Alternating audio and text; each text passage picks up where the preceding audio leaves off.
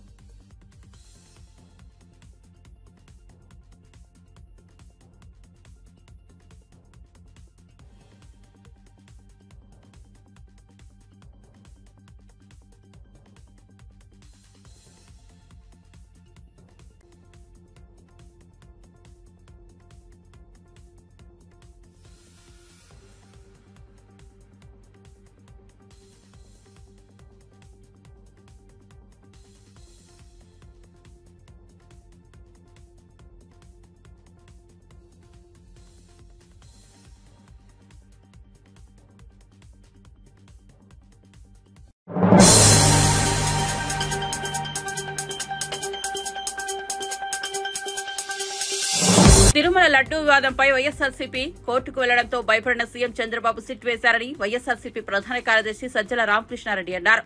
లడ్డూపై తాను తప్పుడు ఆరోపణలు చేయలేదని అనుకుంటే సుప్రీంకోర్టు విచారణను కోరుతూ చంద్రబాబు ప్రభుత్వమే అఫిడవిట్ వేయాల్సిందన్నారు.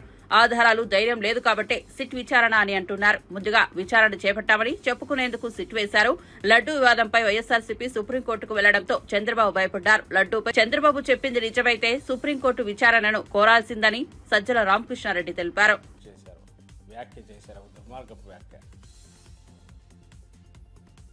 ఒక అపచారం ఏదైతే, ఘోరమైన అపచారం ఏదైతే చేశారో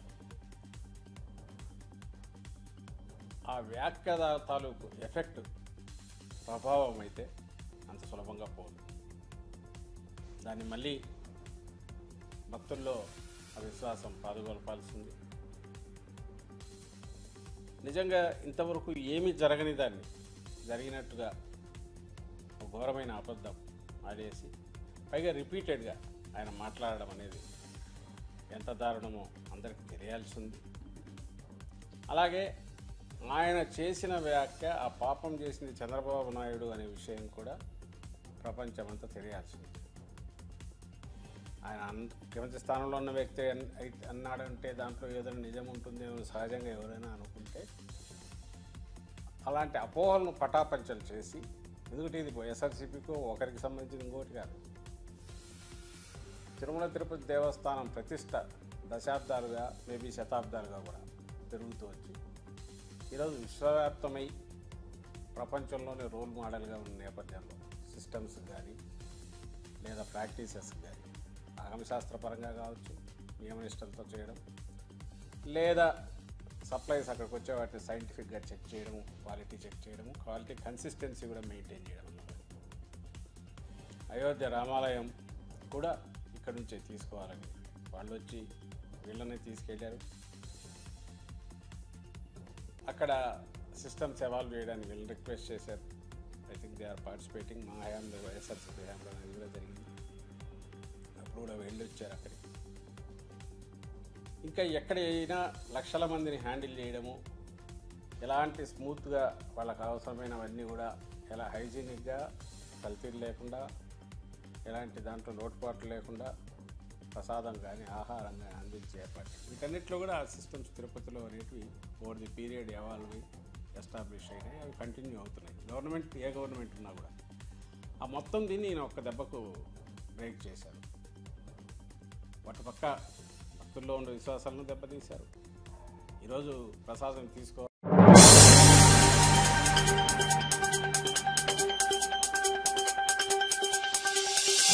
మూసీ ప్రాంతంలో కూల్చివేతలు జరగకుండా మేం అడ్డం కూర్చుంటామని బీఆర్ఎస్ ఎమ్మెల్యే హరీష్ రావు సంచలన వ్యాఖ్యలు చేశారు. కూల్చాలంటే మా మీద నుంచి వెళ్లాలని తెలిపారు. హైడ్రా పుణ్యమని ముగ్గురు ఆత్మహత్య చేసుకున్నారని మండిపడ్డారు.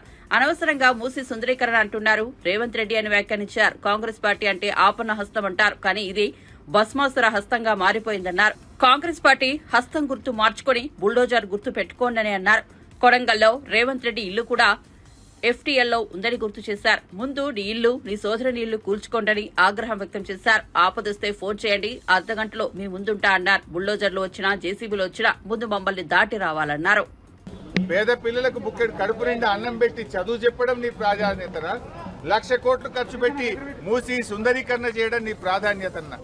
ఇలా కొన్ని మీడియాల్లో పత్రికల్లో చూస్తున్నాం, ఆడపిల్లలు టాయిలెట్కి వెళ్ళడానికి 100 మంది ఆడపిల్లలు 200 మంది ఆడపిల్లలకు ఒకే టాయిలెట్ ఉందని చెప్పి పిల్లలు ఇబ్బంది పడతా ఉన్నారు. ఆ పేద పిల్లలకు ప్రభుత్వ స్కూళ్లలో టాయిలెట్లు కట్టడం నీ ప్రాధాన్యతన్నా? 1,00,000 కోట్లు పెట్టి మూసి సుందరీకరణ చేయడం నీ ప్రాధాన్యతన్నా? ఏది నీ ప్రాధాన్యత? నిన్న నేను సబితక్క గారు గాంధీ హాస్పిటల్ పోతే మందులు లేవు. మేము తెలుసుకుంటే ఏంటంటే సెంట్రల్ డ్రగ్ స్టోర్లో బిల్లులు చెల్లించక కంపెనీలు మందుల సప్లైని ప్రభుత్వానికి నిలిపివేశారు. రాష్ట్రమంతా కూడా ఈరోజు మలేరియా, డెంగ్యూ, వైరల్ ఫీవర్స్ తో ప్రజలు బాధపడుతుంటే సర్కార్ దవాఖానాలలో గోళీలు లేవు. కేసీఆర్ కిట్ బంద్ చేసిండ్రు, న్యూట్రిషన్ కిట్ బంద్ చేసిండ్రు. ఏంది అంటే గవర్నమెంట్ డబ్బులు ఇస్తలేదు, కంపెనీలు మందులు సరఫరా చేయడం లేదు అంటున్నారు. పేద ప్రజలకు మందులకు గోళీలు లేవని చెప్తావు, కానీ 1,00,000 కోట్లు పెట్టి మూసి సుందరీకరణ చేస్తా అంటావు. అసలు నీ ప్రభుత్వం ఏం నడుపుతున్నావు? ఓ తుగ్లక్ ప్రభుత్వం లాగా అయిపోయింది, పిచ్చేవుడి చేతిలో రాయిలాగా అయిపోయింది. నీ ప్రాధాన్యత ఏంది? పేద ప్రజలకు మందులు ఇవ్వడం నీ ప్రాధాన్యతన్నా? పేద పిల్లలకు కడుపు నిండా అన్నం పెట్టడం నీ ప్రాధాన్యతన్నా? రైతులకు ఇచ్చిన మాట ప్రకారంగా 7,500 రైతు భరోసా ఇవ్వడం నీ ప్రాధాన్యతన్నా? 1,00,000 కోట్లు పెట్టి నువ్వు సుందరీకరణ చేయడం నీ ప్రాధాన్యతన్నా? ఏది నీ ప్రాధాన్యత? నువ్వు ఏం చెప్పి ప్రజలకు అధికారంలోకి వచ్చావు? ప్రజలకు ఇచ్చిన మాట ముందు నిలబెట్టుకో. సోనియా గాంధీ గారు తానే స్వయంగా హైదరాబాద్కి వచ్చి ప్రజలకు నేను మీ తల్లిగా హామీ ఇస్తున్నాను ఇదే తుక్కుగూడలో మరి హామీ ఇచ్చారు. నేను అడుగుతా ఉన్న సోనియా గాంధీ గారిని, మీరు ప్రజలకు ఇచ్చిన హామీలు ముందు అమలు చేస్తారా? హామీలు పక్కన పెట్టి ప్రజలను గాలి కొదిలేసి పాలన పక్కన పెట్టి 1,00,000 కోట్లు పెట్టి మూసి సుందరీకరణ చేస్తారా? నిన్న ఆయన మాట్లాడుతున్నాడు దానం కిషోర్ గారు, మేము ఎవరిని బలవంతంగా తొలగించమని. మరి ఎందుకు డబుల్ బెడ్రూమ్ ఇల్లు ఇచ్చి బలవంతంగా మీరు వెళ్తారా వెళ్ళరా మెడ మీద కత్తి పెడుతున్నారు? ఎందుకు నంబరింగ్ చేస్తా ఉన్నారు? డ్రోన్లు పెట్టి ఎందుకు మీరు పైనుంచి ఎఫ్టీఎల్ డిసైడ్ చేస్తున్నారు? ఆ ఎఫ్టీఎల్ కానీ బఫర్ కూడా ఒక్కొక్క చోట ఒక్కొక్క రకంగా పెడుతున్నారు. అంటే పేదల ఇల్లు గూలు.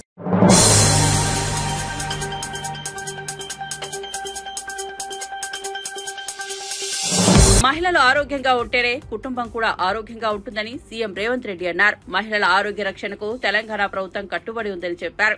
రొమ్ము క్యాన్సర్ పై అవగాహన కల్పించేందుకు రాష్ట్ర ప్రభుత్వంతో కలిసి Megha engineering and infrastructure limited, Sudha Reddy foundation సంయుక్తంగా గచ్చిబౌలి స్టేడియం వద్ద నిర్వహించిన పింక్ పవర్ రన్ లో రేవంత్ రెడ్డి ముఖ్య అతిథిగా పాల్గొన్నారు. రాష్ట్ర ఆరోగ్య శాఖ మంత్రి దామోదర రాజనరసింహ జెండా ఊపి రన్ ను ప్రారంభించారు. ఈ పరుగులో విజేతలను సీఎం రేవంత్ సత్కరించారు.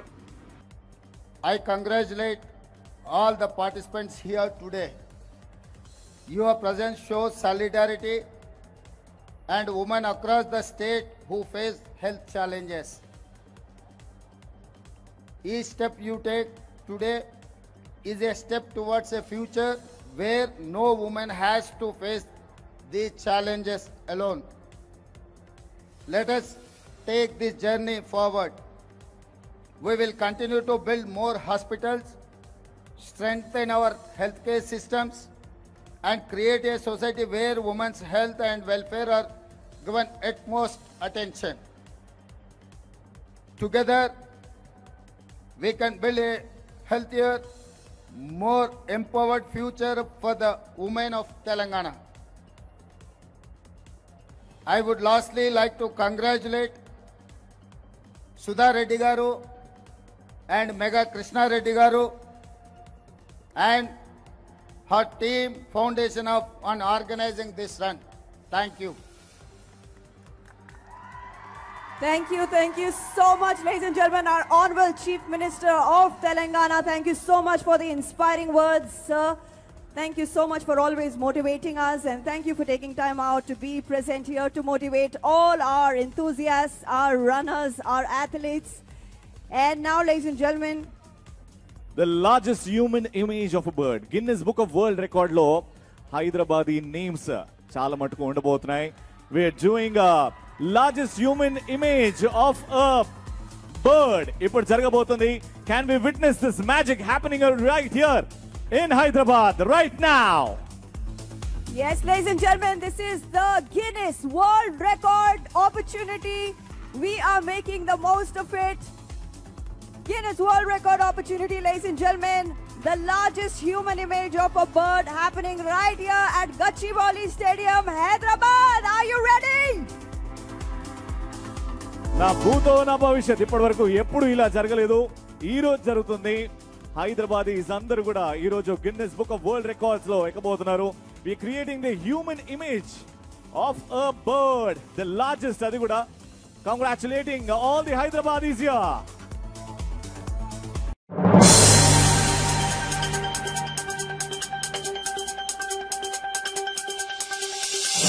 హైడ్రా బుల్డోజర్లు ముందు మా మీద నుండి వెళ్లాలి, అప్పుడే పేదల ఇళ్ల వద్దకు వెళ్తాయని కేంద్ర మంత్రి బండి సంజయ్ కీలక వ్యాఖ్యలు చేశారు. హైడ్రాపై కిషన్ రెడ్డి రాగానే బీజేపీ కార్యాచరణ ప్రకటిస్తామన్నారు. పేదలకు అండగా బీజేపీ ఉంటుందన్నారు. 1-2 రోజుల్లో పెద్ద ఎత్తున ఆందోళన చేపడతామన్నారు.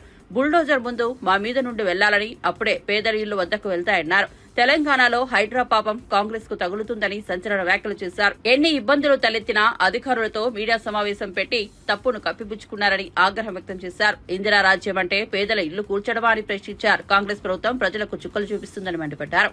పట్టాలు, లింకు డాక్యుమెంట్స్, గ్రామ పంచాయతీ అనుమతి ఉందని తెలిపారు. అందులో ఉన్న వాళ్లంతా పేదలే అన్నారు. హైడ్రా వల్ల ప్రభుత్వ ఆర్థిక పరిస్థితి దెబ్బతిందని తెలిపారు. ఇప్పటికైనా ప్రభుత్వం సమీక్ష చేయాలని బండి సంజయ్ తెలిపారు. ఇంద్రమ రాజ్యం అంటే ఏంది? పేదలు ఇంటి కూర్చుని ఇంద్రమ రాజ్యమా? ఏది ఇంద్రమ రాజ్యం అంటే? మొత్తం చుక్కలు చూపడుతుంది కాంగ్రెస్ పార్టీ ప్రభుత్వము, చుక్కలు చూపడుతుంది పేద ప్రజలకు. పాపం మనం చూస్తే ఎంత బాగా అనిపించింది. వారం రోజుల ముందు గృహప్రవేశం చేస్తే వారం రోజుల తర్వాత వచ్చి కూల్చేసారు. కట్టడానికి 10 సంవత్సరాలు పడుతుంది, కూర్చోడానికి గంటలో కూర్చోవచ్చు. అది ఏదో ఉద్ధరించినట్టు కాదు. అది కిరాయికున్న వాళ్ళు కూడా రాత్రి చెప్పకుండా మొత్తం ఇల్లు కూల్చేస్తే వాళ్ళు ఏడు పోవాలి. ఇవాళ దానివల్ల ఏమైంది? ఇవాళ పూర్తిగా హైదరాబాద్లో, తెలంగాణ రాష్ట్రంలో రియల్ ఎస్టేట్ వ్యాపారం మొత్తం దెబ్బతిన్నది. వేరే కంపెనీస్ ఇవి కూడా వచ్చే పరిస్థితి లేదు. ఇవాళ రియల్ ఎస్టేట్ వ్యాపారం దెబ్బతిన్నది. ఆర్థికంగా తెలంగాణ రాష్ట్రం పూర్తిగా అధోగతి పాలైపోయింది ఇవాళ ఈ హైడ్రా వల్ల. ఇంత వ్యతిరేకత వస్తే ప్రభుత్వం పునఃసమీక్షించుకోవాలి. కనీసం దాని గురించి ఆలోచించకుండా ఇంకా ఏమో ఉద్ధరించాలని చెప్పి, ఏమో ఉద్ధరిస్తామని చెప్పి ఇంత ప్రజా వ్యతిరేకత ఉన్నప్పుడు కూడా మొండి వైఖరితోని ఇంకా ముందుకు సాగుతా ఉండడం ఇది మంచి పద్ధతి కాదు. భారతీయ జనతా పార్టీ దీన్ని పూర్తిగా వ్యతిరేకిస్తుంది. పేదల జోలికి వస్తే ఇక బుల్డోజర్లు ఇప్పటి నుంచి మేము పేద ప్రజలకు హామీ ఇస్తున్నాం. మీకండగా భారతీయ జనతా పార్టీ ఉంటుంది. ఇలా పేద ప్రజలకు ఆయుధంగా మారబోతుంది భారతీయ జనతా పార్టీ. పక్కా పేదలకు అండగా ఉంటాం. ప్రభుత్వం వెంటనే వెనుకడిగేయాలి, ప్రభుత్వం దిగి రావాలి. పేదల బతుకులు నాశనం చేయకండి, పేదోళ్ళ ఇల్లు కూల్చకండి, పేదోళ్ళను హరిగోస పెట్టకండి. భారతీయ జనతా పార్టీ కార్యకర్తల నాయకులు సిద్ధమై ఉన్నాం. మేము బుల్డోజర్ మహామీకలు వెనకనే ఇలా పేదలు ఇంటికి పోవాలి. ప్రభుత్వం సిద్ధంగా కావాలి. దానికి కనీసం ఇంకిత జ్ఞానం ఉండాలి. పేదోళ్ళు బాధపడుతూ ఏడుస్తున్నారు. ఇంకా ఊళ్ళ గ్రామ ప్రజలు కూడా ఇలా ఏడుస్తున్నారు. బిడ్డ ఎలక్షన్ అని, గ్రామ పంచాయతీ ఎలక్షన్ అని కాంగ్రెస్ పార్టీ సంగతి చెప్తాం. ఇలా హైదరాబాద్లో కూల్చుర్రే మమ్మల్ని, మా ఇల్లు కూలుస్తారు. ఇలా గ్రామాలలో కూలుస్తారు, మా ఇల్లు కూడా కూలుస్తారు. ఇవాళ బీఆర్ఎస్ పార్టీ కూల్చింది, వీళ్ళు కూలుస్తున్నారు. వాళ్ళు ఎట్లా మోసం చేస్తున్నారు, వీళ్ళు ఎట్లా మోసం చేస్తున్నారు. హైడ్రా విషయాలు వీళ్ళు కూడుతున్నారు. BRS party తక్కువేలే. పేదోళ్ళ ఇళ్ల పోలీస్ స్టేషన్లు, పేదోళ్ళ జాగాల ఫైర్ స్టేషన్లు, పేదోళ్ళ జాగాల కలెక్టరేట్లు, పేదోళ్ళ జాగాల రెవెన్యూ ఆఫీసులు, వాళ్ళే తక్కువ. వాళ్ళు వీళ్ళంతే వాళ్ళ విషయం నేర్చుకుంటారు. ఇవాళ రెండు ఒకటే. కాబట్టి ఇప్పటికైనా ప్రభుత్వం దిగిరావాలి. హైడ్రా విషయంలో అధికారులతో బెదిరించి కేసులు పెడతారంటే భయపడే పొలిటికల్ పార్టీస్ ఇక్కడ ఉన్నాయి. ఇవాళ ప్రజలను భయపడే పరిస్థితి లేరు భారతీయ జనతా పార్టీ.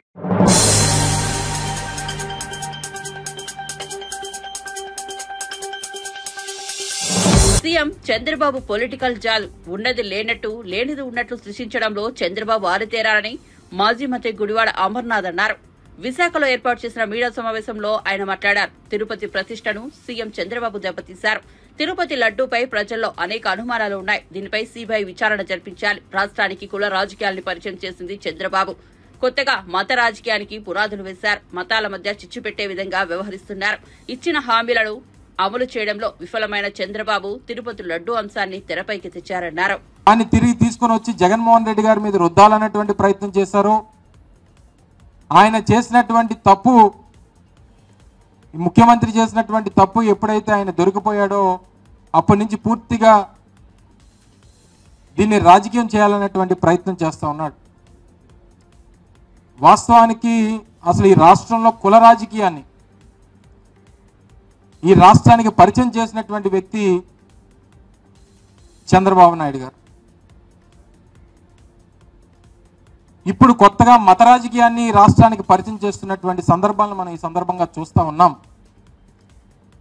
సెక్యులర్ దేశంలో ఉన్నాం, ప్రపంచంలోనే అతిపెద్ద ప్రజాస్వామ్యం కలిగినటువంటి దేశంలో ఉన్నాం. అన్ని కులాలు, అన్ని మతాలు, అన్ని ప్రాంతాలు ఒకటే సమానం అని చెప్పి ఆలోచనలు కలిగినటువంటి దేశంలో ఉన్నాం. కానీ ఈరోజు మత రాజకీయానికి పునాదులు వేసి రాష్ట్రంలో మతాల మధ్య చిచ్చు పెట్టేటువంటి కార్యక్రమం ఏ రకంగా చేస్తూ ఉన్నారో గడిచినటువంటి 10 రోజులుగా మనం చూస్తూ ఉన్నాం. దేనికోసం ఇదంతా అని అడుగుతా ఉన్నాం. ముఖ్యంగా గడిచినటువంటి 100 రోజులుగా వారి తాలూకా ఫెయిల్యూర్స్ని కప్పిపుచ్చుకోవడానికి, ఎన్నికల ముందు ఇచ్చినటువంటి ఏ ఒక్క హామీని నిలబెట్టుకోకపోగా, చెప్పినటువంటి కార్యక్రమాలు ఏమి చేయకపోగా, నిస్సహాయ స్థితిలో ఏమి చేయాలో తోచనటువంటి పరిస్థితుల్లో చివరికి దేవుని కూడా రాజకీయాల్లోకి తీసుకొచ్చినటువంటి వ్యక్తి చంద్రబాబు నాయుడు గారు అని చెప్పి సందర్భంగా చెప్పక తప్పదు. ఎన్ని అంశాలండి ప్రభుత్వంలో వారు అధికారంలోకి వచ్చినటువంటి రోజు నుంచి. అధికారంలోకి రావడమే ఏ రకంగా రాష్ట్రంలో విధ్వంసం సృష్టించారో మనం చూసాం. రాష్ట్రంలో వైఎస్ఆర్ కాంగ్రెస్ పార్టీకి సంబంధించినటువంటి కార్యకర్తల్ని ఎంతమందిని పొట్టన పెట్టుకున్నారో చూసాం. వినుకొండలో నడి రోడ్డు మీద మా వైఎస్ఆర్ కాంగ్రెస్ పార్టీ కార్యకర్తని అత్యంత అమానుషంగా నరికి చంపినటువంటి విజువల్స్ చూసాం. దాని మీద పెద్ద ఎత్తున ఢిల్లీలో నిరసన కార్యక్రమాన్ని చేపట్టేటువంటి సందర్భాలు మీరు చూశారు. దాదాపు 35 మంది పైచిలకు ప్రాణాలు పట్టణ పెట్టుకున్నారు. అనేక రకాలైనటువంటి ఆస్తులు ధ్వంసం చేశారు. బుల్డోజర్లతో మా కార్యకర్తలు, మా నాయకులకు సంబంధించినటువంటి ఆస్తుల్ని కొల్లగొట్టేటువంటి కార్యక్రమాన్ని చేశారు. ప్రభుత్వ ఆస్తుల మీదకి వెళ్ళారు. ఒక పక్క విధ్వంసం సృష్టిస్తూ పూర్తిగా లా అండ్ ఆర్డర్ని గాలి కొదిలేసి ఇంతమంది ప్రాణాలు.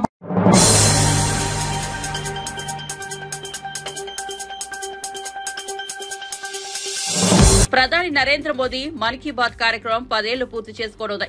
సెప్టెంబర్ 9 ఆదివారం తన మన్ కీ బాత్ 114వ ఎపిసోడ్లో ప్రధాని మోదీ దేశ అభివృద్ది, దేశ వారసత్వ పరిరక్షణ అంశాలపై ప్రసంగించారు. వాటి ప్రాముఖ్యతను వివరించారు. 114వ మన్ కీ బాత్ రేడియో ప్రసంగ కార్యక్రమంలో ప్రధాని నరేంద్ర మోదీ మాట్లాడుతూ అభివృద్దిని ప్రోత్సహిస్తూనే భారతదేశ వారసత్వాన్ని పరిరక్షించాల్సిన ఆవశ్యకతను నొక్కి చెప్పారు. తమ ప్రభుత్వ హయాంలో జరిగిన కీలక అభివృద్ది కార్యక్రమాలను వివరించారు. మన్ కీ బాత్ విజయాన్ని పరిశీలిస్తే దేశం గురించి సానుకూల పరిణామాలు, స్ఫూర్తిదాయకమైన కథలను ప్రజలు ఇష్టపడతారని మన్ కీ బాత్ రూపొందించిందని ప్రధాని మోదీ పేర్కొన్నారు. आज का ये एपिसोड मुझे भावुक करने वाला है. मुझे बहुत सी पुरानी यादों से घेर रहा है. कारण ये है कि मन की बात की हमारी इस यात्रा को 10 साल पूरे हो रहे हैं. 10 साल पहले मन की बात का प्रारंभ 3 अक्टूबर को विजयादशमी के दिन हुआ था. और ये कितना पवित्र संयोग है कि इस साल 3 अक्टूबर को जब मन की बात के 10 वर्ष पूरे होंगे तब नवरात्रि का पहला दिन होगा. मन की बात की इस लंबी यात्रा के कई ऐसे पड़ाव हैं जिन्हें मैं कभी भूल नहीं सकता.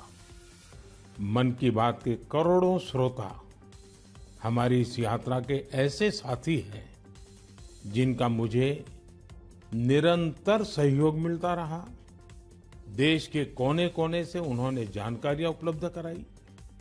मन की बात के श्रोता ही इस कार्यक्रम के असली सूत्रधार हैं. आमतौर पर एक धारणा ऐसी घर कर गई है कि जब तक चटपटी बातें ना हो, नकारात्मक बातें ना हो, तब तक उसको ज्यादा तवज्जो नहीं मिलती है। लेकिन मन की बात ने साबित किया है कि देश के लोगों में पॉजिटिव जानकारी की कितनी भूख है। पॉजिटिव बातें, प्रेरणा से भर देने वाले उदाहरण, हौसला देने वाली गाथाएं लोगों को बहुत पसंद आती हैं। जैसे एक पक्षी होता है चकोर, जिसके बारे में कहा जाता है कि वो सिर्फ वर्षा की बूंद ही पीता है। मन की बात में हमने देखा कि लोग भी चकोर पक्षी की तरह देश की उपलब्धियों को, लोगों की सामूहिक उपलब्धियों को कितने गर्व से सुनते हैं। मन की बात की 10 वर्ष की यात्रा ने एक ऐसी माला तैयार की है जिसमें हर एपिसोड के साथ नई गाथाएं, नए कीर्तिमान, नए व्यक्तित्व जुड़ जाते हैं। हमारे समाज में सामूहिकता की भावना के साथ जो भी काम हो रहा हो, उन्हें मन की बात के द्वारा सम्मान मिलता है। मेरा मन भी तभी गर्व से भर जाता है जब मैं मन की बात के लिए आई चिट्ठियों को पढ़ता हूं। हमारे देश में कितने प्रतिभावान लोग हैं, उनमें देश और समाज की सेवा करने का कितना जज्बा है। वो लोगों की निस्वार्थ भाव से सेवा करने में अपना पूरा जीवन समर्पित कर देते हैं। उनके बारे में जानकर मैं ऊर्जा से भर जाता हूं। मन की बात की ये पूरी प्रक्रिया मेरे लिए ऐसी है जैसे मंदिर जाकर के ईश्वर के दर्शन करना। मन की बात की हर बात को, हर घटना को, हर चिट्ठी को मैं याद करता हूं, ऐसा लगता है कि मैं जनता जनार्दन, जो मेरे लिए ईश्वर का रूप है।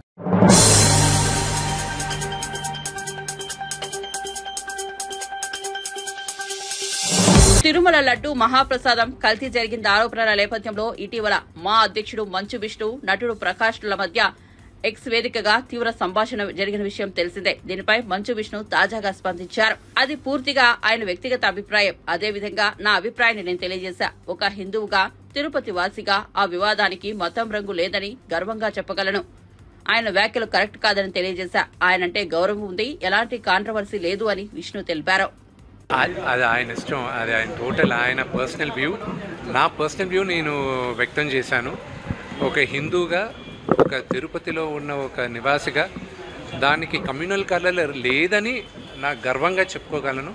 సో అది కరెక్ట్ కాదు అని చెప్పాను, అంతేగాని దానిపైన ఆయన, నేను చిన్నప్పటి నుంచి నాన్నగారి సినిమాలో ఆయన యాక్ట్ చేసినప్పటి నుంచి నేను చూసా, నేను అంకుల్ అని సంబోధిస్తాను. ఆయన అంటే నాకు గౌరవం, అంతేగాని there is nothing controversial about it.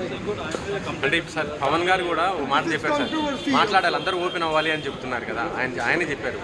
ఒకటి చెప్తాను, నటులందరూ అద్దాల మేడలో మేమందరం ఉంటాం. ఇప్పుడు నేను మాట్లాడితే ఒక వరకు మీకు నచ్చచ్చు, అది మీకు నచ్చకపోవచ్చు. నచ్చిన వాళ్ళు మమ్మల్ని ఈజీగా టార్గెట్ చేస్తారు, నచ్చిన వాళ్ళు మాకు అవసరం ఉన్నప్పుడు వచ్చి సపోర్ట్ చేయరు.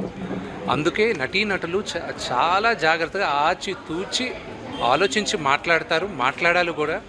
ఈ ఇష్యూలో ఇంటర్నల్గా ఎంతోమంది మాట్లాడున్నారు, కానీ బహిరంగంగా వచ్చి మాట్లాడితే ఎవరు మనోభావాలు దెబ్బతింటాయి అని కొత్తగా అందరికీ భయం కూడా ఉంటుంది. సో అందుకు మీరు తిరుపతి ఎన్నోసార్లు వెళ్తారు కదా, లడ్డు తిన్నప్పుడు మీకు ఏమన్నా అనిపించింది? అంటే ఏమన్నా డిఫరెంట్ ఎట్లా అంటే ఏమండి, దేవుడి పైన నమ్మకంతో విషం తాగినా కూడా అది అమృతంలాగే ఉంటుంది. ఆ నమ్మకం ఏ లెవెల్లో ఉందనేదే మనకి. నేను కన్నప్ప గురించి మేము ఒక మేజర్ ఈవెంట్కి తీసుకొస్తున్నాం ఆయన రిక్వెస్ట్ చేసాం రావాలని. అది శ్రీకాళహస్తిలోనే జరగాలి. ఎందుకంటే ఇంత భారీ బడ్జెట్ పెట్టి ఆ ఈశ్వరుడి పైన సినిమా తీస్తున్నాం, కన్నప్ప పైన సినిమా తీస్తున్నాం.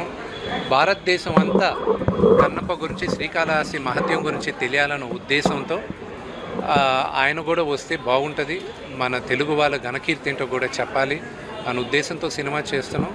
పరమేశ్వరుడి దయ. మేము కూడా దానికోసం వెయిటింగ్. త్వరలో చెప్తారు. బ్రహ్మాండంగా ఉందండి ఆయన దగ్గర ఉన్న స్పందన.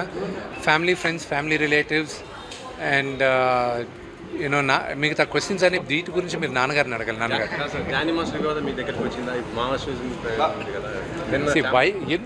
ఎందుకు నన్ను ఎందుకు కాంట్రవర్సీ చేస్తారు? దాని గురించి ఆల్రెడీ ఓవర్.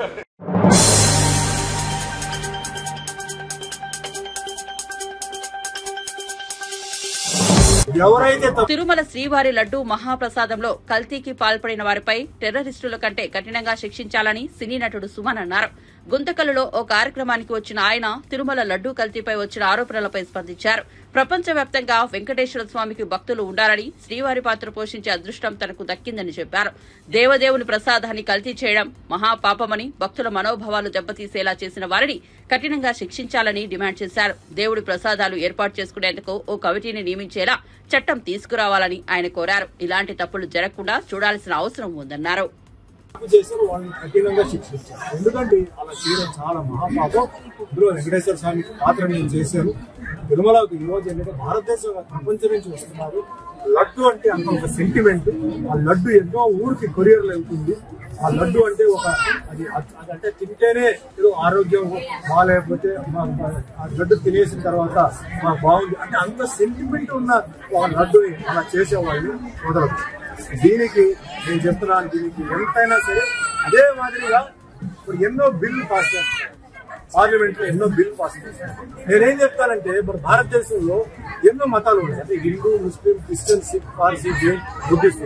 మరి ఈ మతాలని ఈ విధంగా అన్యాయం చేయకుండా కాపాడడానికి ఒక బిల్లు పాస్ చేయండి. ఇలాంటి విషయాలు ఎవరైతే తప్పు చేసాడో వేయండి లోపల 2 సంవత్సరాలకి. అది ఎంతో మంది మనోభావాన్ని అది ఇబ్బంది పెడుతుంది, కష్టపడుతుంది. ఎంతో భక్తితో వాళ్ళు ఆ దేవుడి దగ్గర వచ్చి వాళ్ళు ప్రార్థన చేసి ఒక నమ్మకంతో వాళ్ళ ప్రసాదం తీసుకున్నప్పుడు ఇలా విన్నారంటే ఎంత పెద్ద తప్పండి, పెద్ద నేరం. అది టెర్రరిస్ట్ కన్నా చాలా పెద్ద తప్పు. కాబట్టి కఠినంగా ఇది చేయాలి, కానీ జాగ్రత్తగా చేయాలి. ఎవరు తప్పు చేసినో వాళ్ళు పట్టుకోవాలి. దీంతో పాటు ఎవరు దాంట్లో తక్కువగా ఉన్నారో వాళ్ళని కూడా వదలకుండా ఎందుకంటే ఒక టీటీడీ బోర్డు ఉంది, ఆఫీషియల్స్ ఉన్నారు, చెకింగ్ ఇన్స్పెక్టర్ ఉన్నారు. ఇంత ఉన్నప్పుడు ఎలా జరిగింది? సో ఖచ్చితంగా దీనికి ఏ లెవెల్ అయినా సరే సీఎం చంద్రబాబు నాయుడు గారు, డిప్యూటీ సీఎం పవన్ కళ్యాణ్ గారు ఇది వదలకూడదు. ఇది ముఖ్యంగా హిందువులకి చాలా అవమానం, హిందువుకి చాలా వాళ్ళ మనసుని దెబ్బకొట్టినట్టు అవుతుంది. కాబట్టి ఇది ఖచ్చితంగా ఫాలో అప్ చేయాలి.